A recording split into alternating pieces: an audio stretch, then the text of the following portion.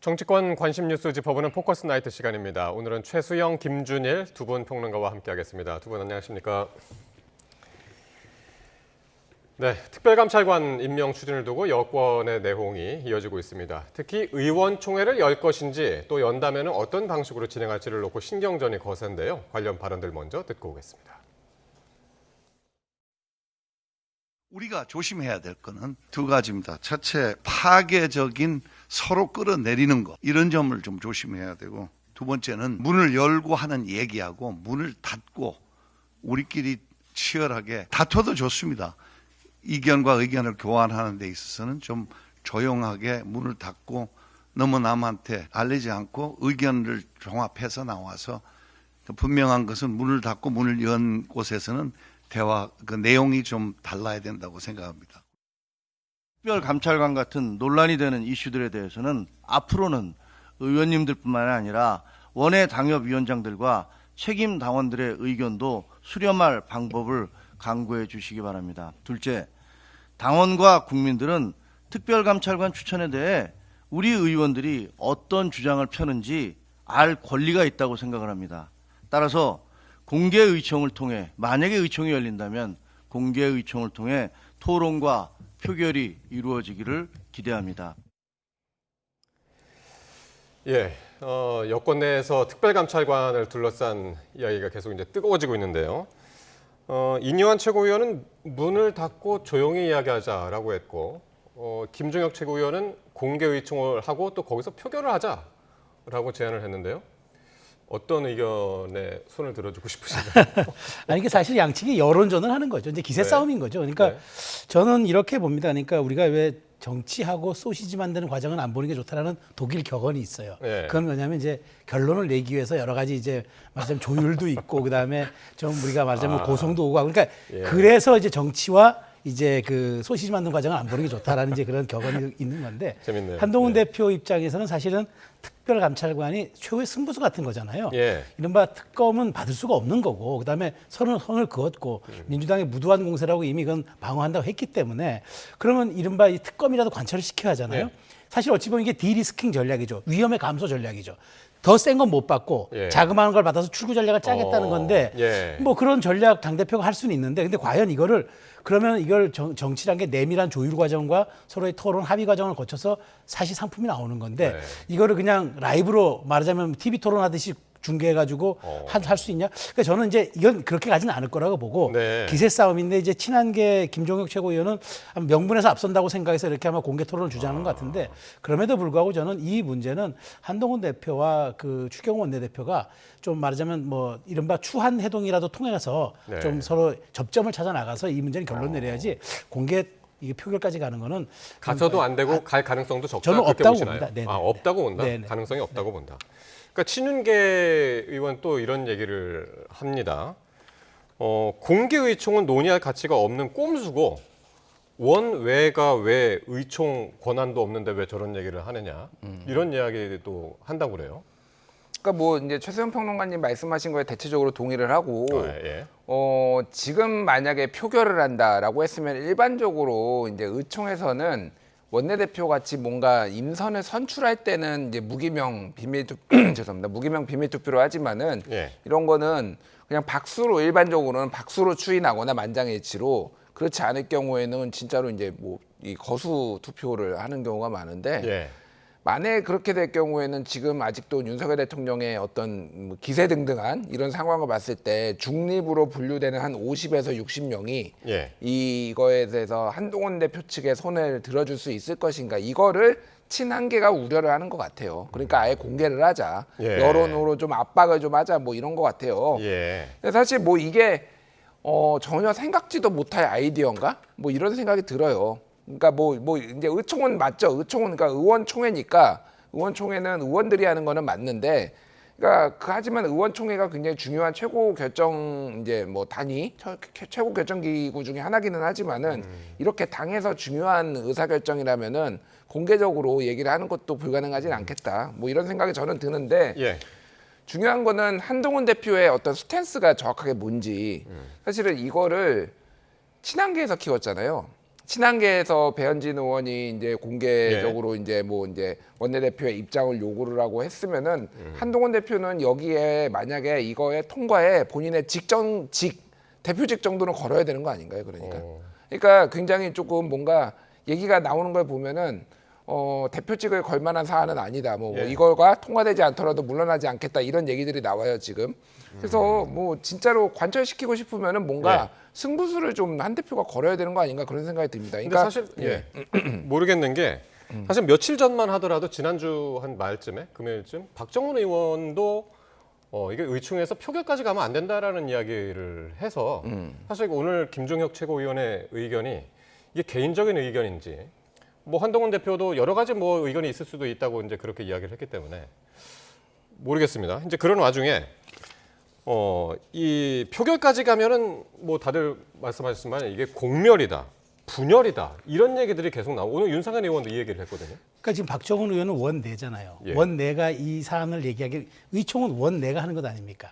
그래서 저는 김종혁 최고가 이 얘기를 꺼낸 거는 원내의원이 꺼내면 이제 민감한 사안이죠. 근데 원외니까 의총에 참여하지 않으니까 그러면서 뭐라고 얘기했냐 그러면은 뭐 의원님들뿐만 아니라 원외 당협위원장들 등과 책임 당원들의 의견도 수렴한 방법을 찾아달라는 그러니까 원외도 듣게 해달라. 그렇죠. 그러니까 이제 이 박정훈 의원이 얘기하거나 뭐 배현진 의원이 얘기하면 파장이 크죠. 왜냐하면 원내 의원이고 의총에 참석하니까 요구사항이 될 수 있으나 사실 김종혁 최고위원은 원외 당협위원장 그리고 지금 현재 당협위원장 모임의 회장을 맡고 있지 않습니까?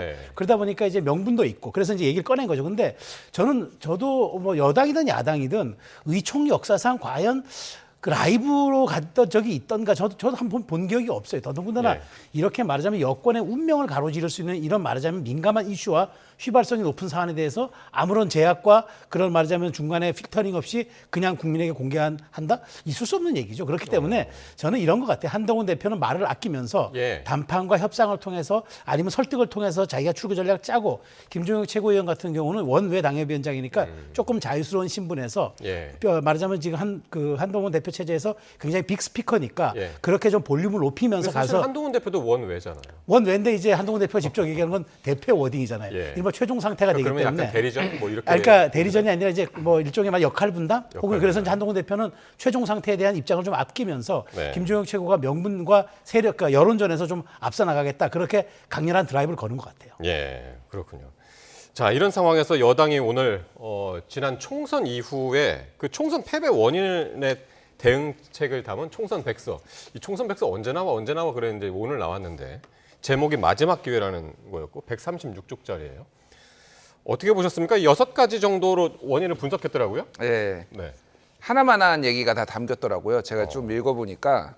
그러니까 이제 이게 핵심 키워드가 이거였어요. 불안정한 당정 관계, 미완성의 시스템 공천, 승부수 전략 부재, 효과적 홍보 콘텐츠 부재, 당의 철학과 비전의 부재, 기능 못한 싱크탱크 여의도 연구원 이렇게 얘기를 했습니다.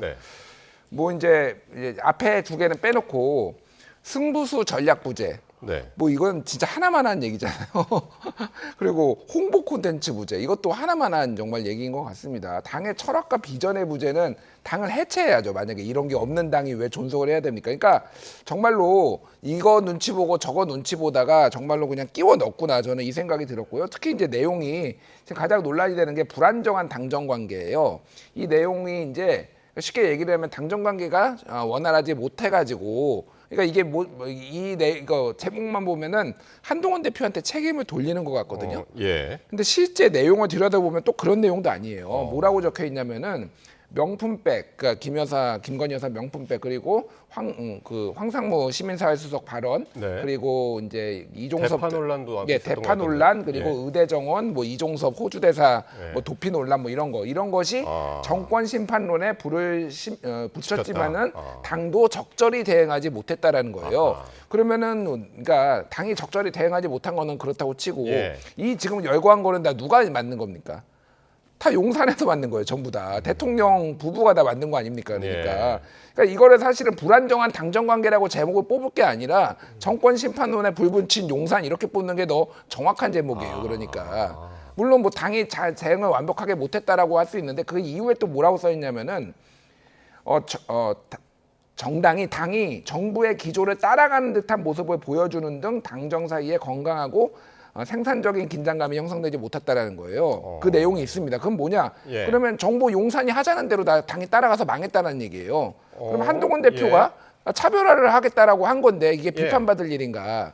제가 누구 편에 드는 게 아니라 이 내용으로 봤을 때는 이 제목은 불안정한 당정 관계가 원인이 꼽히는 게 아니라 용산이 이 정권 심판론에 불을 붙인 게 원인이 돼야 되는데 마치 요거는 내용은 또 그렇게 넣어놓고 제목은 또 이렇게 뽑아놓고 그러니까 이게 얼마나 고심을 했냐. 근데 여기도 요거 안 먹으려고. 근데 결국은 알맹이가 없는 보고서가 나왔다 이렇게 봐야 될 것 같습니다. 근데 사실 요 총선 백서가 나오기 전까지만 하더라도 조정훈 그 총선 백서 위원장하고 한동훈 대표가 이제 그렇게 좋은 사이는 아니었기 때문에 이 과연 그 내용이 주목이 됐는데 결국에는 지금 말씀하신 것처럼 내용상으로는 일단 양비론 그렇죠. 뭐 이렇게 나온 것 같아요. 그러니까 뭐 그 나폴레옹한테 누가 물었다는 거, 이 세상에서 누가 가장 뛰어난 전략가냐 물으니까 승자라고 답했다는 거 아닙니까? 이기면 모든 전략이 다 우수하고 다 통하는 거고 지면은 모든 게 패인입니다. 자, 그러니까 이제 이걸 사실 분석을 한 게 저는 제가 좀 여기서 지적하고 싶은 거는 이 얘기는 아침에 일찍 일어나지 않고 식사 제때 하지 않아서 건강했다는 얘기가 똑같은 거예요. 그러니까 이제 사실 여기에 대해서 이렇게 엣지 있거나 정말 뼈 아프게 우리가 여건이 받아야 할 얘기들은 담기지 않았고 두루뭉술하게 다 짚었어요. 그러니까 페이는 다 저도 짚었다고 봐요. 그리고 그 김준일 평론가 얘기 안 한 것 중에 하나가 뭐 이조 심판원이 마지막에 안 먹혔다. 한동훈 대표 책임론 또 얘기한 거죠. 그러니까 두루두루 제가 보기에 말하자면 두루두루 다 담아서 이거 우리 모두의 책임입니다라고 지금 한 것 같아요. 그런데 우리 모두의 책임은 그 누구의 책임도 아니라는 얘기와 방어법이 통합니다. 그렇기 때문에 저는 이게 마지막 기회인가라는 이제 어쨌든 총선 백서가 나왔으니까 이거 한동훈 대표가 이렇게 얘기를 했죠. 국민이 평가할 거라 했는데 저는 조금 그 워딩은 좀 아쉬워요. 이게 우리가 어쨌든 당의 이 말하자면 페인을 우리가 디딤돌 삼아서 앞으로 이런 실패를 반복하지 않았으면 좋겠고 변화와 쇄신에 앞장서는 당이 됐으면 좋겠다. 이 정도 대표 워딩이 나왔으면 어땠을까 하는 아쉬움은 들어요. 왜냐하면 어찌되었건 이것도 당이 한동훈 대표 체제에서 만든 백서 아니겠습니까? 그렇다면은 이거를 조금 더 한동훈 대표가 존중하는 모습을 보이는 게 조금 더 말하자면 그 포용적이고 그다음에 대승적인 그런 모습이었던 것 같은데 어쨌든 뭔가 좀 미진하다고 좀 하는 것 같아서 아쉬운데 어쨌든 그렇군요. 201일 만에 나온 거 이건 조금 여당으로서는 아쉬운 대목이라고 저도 생각합니다. 알겠습니다. 이 특별감찰관 임명 추진을 놓고서는 지금 여당 내에서 큰 논란이 일고 있는 가운데 지금 임기 반환점을 앞두고 있습니다. 윤 대통령 자체적으로 김 여사 해법을 지금 강구하고 있는 것 같은데요. 지금 나오는 얘기가 김 여사의 사과를 하는 것은 거기에는 의견 일치를 한 것 같은데 직접 사과냐 서면 사과냐 또 국내는 물론이고 외교 일정까지 김 여사가 중단하는 안도 지금 거론되고 있다고 하는데요. 이건 어떻게 보시나요, 김준일 평론가님?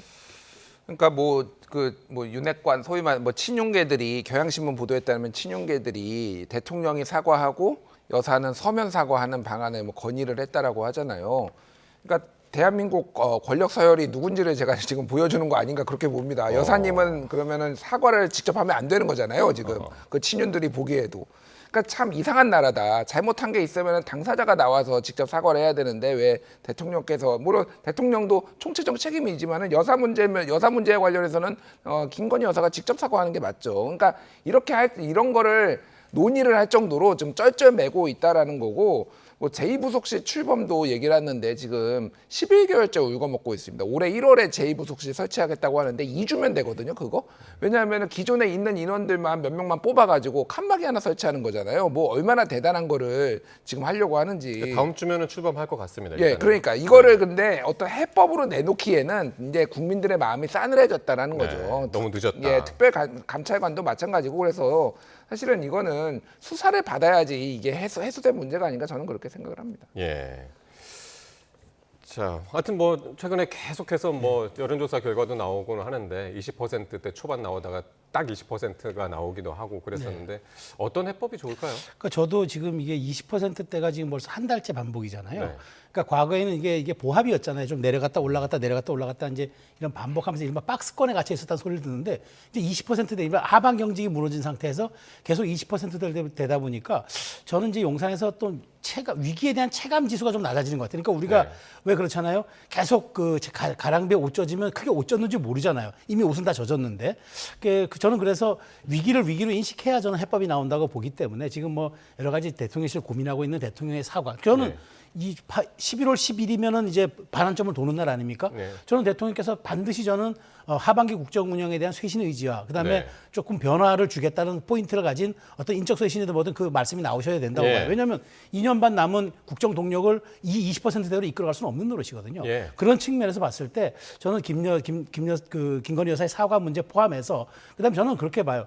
어찌든 사과를 깔끔하게 한 다음에 저는 일정은 일정대로 소화하는 일정 부분을 소화해야 된다고 보는 게 아니 대통령이 해외 순방 나가면서 국빈 방문 가는데 그러면 동부인하지 않고 간다는 게 그게 상대국에 대한 오히려 결례 아닌가요? 저는 그런 측면이 있기 때문에 예. 최소한의 그다음에 국가와 우리가 이제 말하자면 국격에 따른 상황에서 영부인이 소화할 수 있는 일정은 최소한으로 소화하고 나머지는 대통령의 사과로 정면 돌파하고 하반기 국정 운영에 대해서 뭐 4대 개혁이든 뭐든 어떻게든 돌파하겠다. 그렇게 저는 터닝 포인트를 줄 수 있는 방법이 강구돼야 된다고 봅니다. 근데 인적 쇄신 지금 말씀하셔가지고 오늘 그랬다고 앞서서 저희가 보도도 해드렸습니다만은 한동훈 대표가 이제 여사 라인 정리해야 된다. 그러면서 인적 쇄신을 요구했었지 않습니까? 네. 그때 이제 행정관들이 상당히 이제 반발하고 기자회견까지 열 그런 움직임이 보도 한번 됐었잖아요. 네. 그때 대통령이 절제와 품격을 가지고 인내해야 한다라고 지적을 했다고 그럽니다. 이게 인적 쇄신하고 연결이 될까요? 어떻게 보십니까? 저는 대통령께서 굉장히 잘 제어했다고 봅니다. 왜냐하면 원래 대통령실 뭐 저도 2년 반을 근무했습니다만은 이게 입이 없어요. 비서는 원래 입이 없어야 돼요. 음지에서 대통령을 잘 보좌하는 게 일인데 물론 억울하고 본인들이 조금 지목되어서 자신들의 명예가 실추되었다고 생각할지라도 그것은 저는 그렇게 봅니다. 대통령을 모시는 숙명과 업보로 받아들여야 돼요. 그렇기 때문에 입장을 내고 하는 거 그건 아주 정말 저는 해서는 안 될 행동이었는데 대통령께서 이렇게 한 거는 저는 그렇게 봅니다. 어찌됐건 저는 대통령께서 11월 10일 터닝 이 일종의 임기 변곡점이 오고 그다음에 정기국회가 마무리되는 시점에서 저는 어떤 식으로든 인사쇄신이 있을 거로 봅니다. 그거는 또 해야만 동력을 또 받을 수 있는 거기 때문에 그런 측면에서 사소하게 또 지적받을 수 있는 그런 행위들을 좀 사전 제어한 것은 아닌가 저는 그렇게 생각합니다. 네. 제가 한마디만 네. 대통령께서 말씀하신 거 요거 절제와 품격 이거 한마디만 말씀드리면은 저는 이게 좀 거울 치료가 필요하다 이런 생각이 듭니다. 대통령께서 말씀하신 게 절제와 품격을 가지고 더 인내해야 한다고 하셨잖아요. 대통령이 먼저 절제와 좀 품격이 있으셔야 되는 거 아닌가 그런 생각이 들어요. 왜냐하면은 본인이 맨날 경로하고 그래서 밑에서 굉장히 긴장하고 뭐 이런 거잖아요. 그러니까 더 인내를 하셔가지고 화도 좀 덜 내시고 이래야 되는 거 아닌가. 이거 행정관한테 할 얘기가 아니다. 좀 그 생각이 듭니다. 예, 알겠습니다. 자, 이런 와중에 여야 대표 회담이 여야 대표 회담 2달여 만에 민생 협의체가 닻을 올렸습니다. 이재명 대표는 또 여야 대표 회담 정례화도 검토하겠다라는 입장을 냈는데요. 한번 발언 듣고 오시겠습니다. 여야의 민생 공통 공약 추진 협의체가 오늘 출범합니다. 총선 당시의 공통 공약은 물론이고 민생 고통을 덜기 위한 법안들도 논의될 것입니다. 민생을 위한 과감한 재정 대책도 협의되기를 기대합니다. 민생 협의체 발족을 기점으로 여야 지도부가 국민과 국가를 위해서 힘을 모아가기를 기대합니다. 한동훈 대표와의 대표 회담도 조속하게 열리기를 다시 한번 기대한다는 말씀을 드립니다. 필요하다면 여야 대표들의 정례화, 대화 정례화도 검토해 봐야겠습니다. 자, 민생협의체 여야 공통 공약을 이제 계속 입법화시키는 이제 그런 협의체인데, 거기에 이어서 이재명 대표가 회담 정례화, 여야 대표 회담 정례화를 제안을 했는데요. 사실 아직 2차 회담도 안 열린 상황에서 정례화를 이야기를 했습니다. 이건 어떤 의도가 있다고 보십니까? 두 가지 정도가 있는 것 같아요. 어쨌든 민생협의체라는 게 있기는 하지만은 여기에서 당대표가 좀 더 주도적으로 역할을 해서 결국은 당대표끼리 만나서 이런 문제를 해결함으로써 민생을 좀 챙기는 대표의 리더십 뭐 이런 거를 조금 본인이 부각시키려는 거고, 지금 이재명 대표는 어쨌든 계속 민생 얘기를 굉장히 자주 합니다. 그러니까 윤석열 대통령의 4대 개혁 얘기하는 거하고 좀 비슷한 맥락인 것 같아요. 그러니까 또 하나는 이거는 한동훈 힘 실어주기 약간 그런 성격인 것 같아요. 그러니까 이게 사실 어쨌든 지금 전체적으로 보면 한동훈 대표가 대통령하고 각을 세우고 있는 상황에서 한동훈 대표가 여러모로 또 궁지에 몰리기도 하고 뭐 이렇잖아요. 근데 대표로서의 위상을 밖에서도 좀 세워주고 인정해주면 줌으로써 예. 쉽게 얘기하면 힘내라 한동훈 약간 이런 느낌이 아닌가 저는 그렇게 좀 보이네요. 그렇게 보셨군요. 예.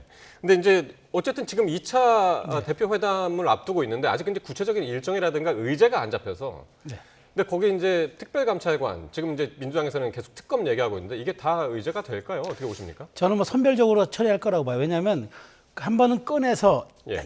한동훈 대표를 압박은 하겠지만 네. 한동훈 대표가 거기 넘어가진 않죠. 대신에 지금 국회에서는 말하자면 상설 특검을 하겠다 그래서 운영 규칙 바꿔서 국민의힘 추천을 빼겠다는 것 아닙니까? 그러니까 저는 굉장히 혼란스러운 트랙을 구성해서 지금 한동훈 대표와 국민의힘을 압박하는 걸로 보이는데 예. 이재명 대표가 요즘 부쩍 또 민생 외에 또 주목받는 또 단어를 자주 써요. 정치 복원입니다. 그 얘기 정치 복원.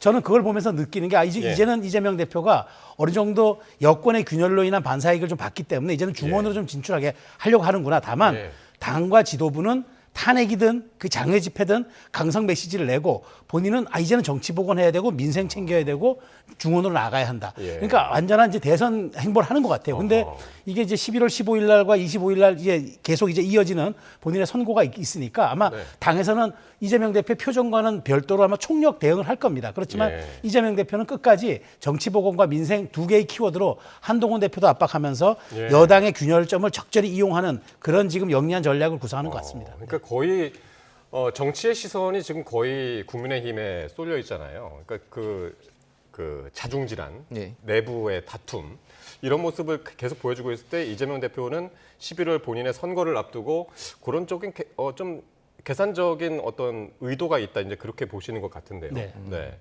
아니 있겠죠. 뭐 부인하지는 그러니까 저 최성 평론가님의 해석이 틀렸다라고 보지는 않는데 그러니까 저는 그거보다는 그러니까 뭐 사실 싸움 구경만큼 재밌는 게 없잖아요. 뭘 하든 그쪽 그러니까 국민의힘의 지금의 갈등 이거보다 주목받기는 힘들 것 같아요. 그래서 저는 제가 보는 거는 어쨌든 한동훈 대표에게 좀 더 그러니까 힘을 실어주는 것도 있고 윤석열 대통령하고는 이미 대화가 안 통하는 게 증명이 사실상 됐다 이렇게 보는 것 같아요. 그러니까 대화가 되는 사람들끼리라도 자주 만나자 이런 식으로 조금 이 프레임을 만드는 게 아닌가 그렇게 보여집니다. 근데 이번 주말이죠. 11월 2일 장외 집회 지금 민주당이 이제 계획을 하고 있고 전체적으로 이제 거대 야당이 이제 192석인데 여기서 장외 투쟁을 하기 시작한다면 이게 효과가 있을 걸로 보시나요? 어떻게 보시나요? 그러니까 장외 투쟁의 효과라는 게 어떤 거를 이제 뭐 말씀하시는지는 제가 정확하게 모르겠지만은 예전에 박근혜 대통령 탄핵 집회 때처럼 이렇게 물밀듯이 나올 거냐? 저는 그렇게 보지는 않아요. 그렇게 보지는 않는데 어쨌든 이 야당이 할 수 있는 거는 다 하겠다라는 거고 오늘 그 박주민 의원이 이거에 대해서 이제 진행자가 질문을 하니까 박주민 의원이 대답이 주중에는 국회에서 열심히 일하고 주말에 가서 집회하겠다 뭐 이렇게 비판의식을 좀 비판한 거를 좀 의식을 한 것 같아요. 그러니까 일단 탄핵 집회는 아니고 김건희 여사 규탄 대회 뭐 타이틀은 이런 거죠. 그렇죠. 이런 거죠. 근데 이제 탄핵 구호가 안 나올 수가 없는 상황이죠. 뭐 이래저래 이미 조국 대표는 조국 혁신당은 이미 탄핵하겠다고 이제 나선다고 하지 않았습니까? 그러니까 제가 말씀드린 건 뭐냐면은 이거는 이제 여러 가지 여론을 좀 결집시키는 건데 저는 이거를 하는 것 자체를 비판하지 않습니다. 뭐 거대 야당이 나가가지고 왜 밖에서 하느냐 오죽하면은 나가겠습니까? 저는 이 생각도 드는데 뭐가 됐든 성과를 내야 된다 원내에서 그 성과라는 거는 이거 지금 특검이라는 거를 지금 국민들이 바라고 있고 본인들도 민주당도 그렇게 밀어붙이고 있으면은 그게 뭐 협상이 됐든 뭐가 됐든 결과적으로 통과를 못 시키면은 이런 집회라는 게 아무런 의미가 없을 거다. 오히려 좀 나중에 괜히 욕만 먹지 않을까. 그래서 이거는 뭐 이재명 대표가 한동훈 대표랑 만나서 해결을 하든지 아니면 다른 방식으로 풀든지 여러모로 지금 해결을 해야 되는 그런 좀 상황이 아닌가 그렇게 보여집니다. 그러니까 이게 지난번에 이 얘기 처음 장외 집회 얘기 나올 때 패딩 준비하라고 그랬잖아요. 그러니까 이게 일회성이 아니다라는 이야기죠. 그 지도부 안에서 얘기는. 계속 하겠다라는 거죠. 언제까지는 모르겠지만 계속 하겠다라는 건데 그러니까 제가 말씀드렸지 지금 야권 지지자들도 좀 지쳤어요. 그러니까 이 상황에 대해서. 그러니까 민주당은 도대체 뭐 하냐. 물론 이제 뭐 윤석열 대통령에 대한 비판, 김건희 여사에 대한 비판도 많지만은 왜 뭐 이거를 통과를 못 시키느냐. 어떤 식으로든 해야 되는 거 아니냐. 이런 여론들도 있습니다. 그러니까 집회만 하고 만약에 이거를 또 통과를 못 시키면은 여러모로 좀 궁지에 몰리지 않을까. 야당도 그런 생각이 듭니다. 그러니까 14일 날 김건희 여사 특검법을 본회의에서 이제 처리하겠다는 게 이제 민주당의 지금 지금 계산이죠. 계산이고. 네. 예. 근데 그게 저는 민주당이 네. 11월 키워드는 딱 두 날짜입니다. 14와 28입니다. 14와 14에는 김건희 여사 특검법 처리시키고 네. 28에는 15일 내로 송부가 다시 예, 재표결, 재표결 할 수 있는 날이 28로 잡았어요. 내부로 끝났고. 근데 왜 예. 이럴까요? 말씀하신 대로 허위사실 공표 이재명 대표 1심 공판 15일이죠.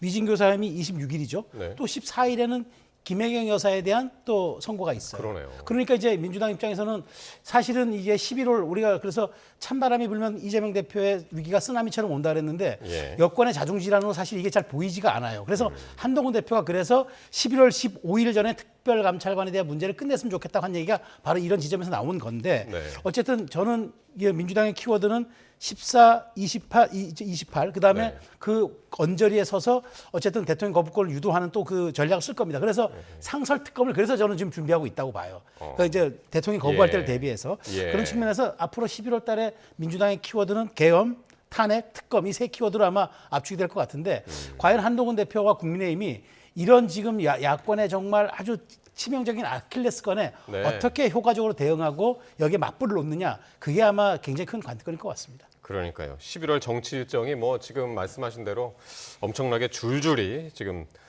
예정이 돼 있습니다. 어떻게 진행되는지 함께 보도록 하겠습니다. 자, 오늘 말씀 여기까지 듣죠. 최수영, 김준일 두 분 평론가와 함께했습니다. 고맙습니다.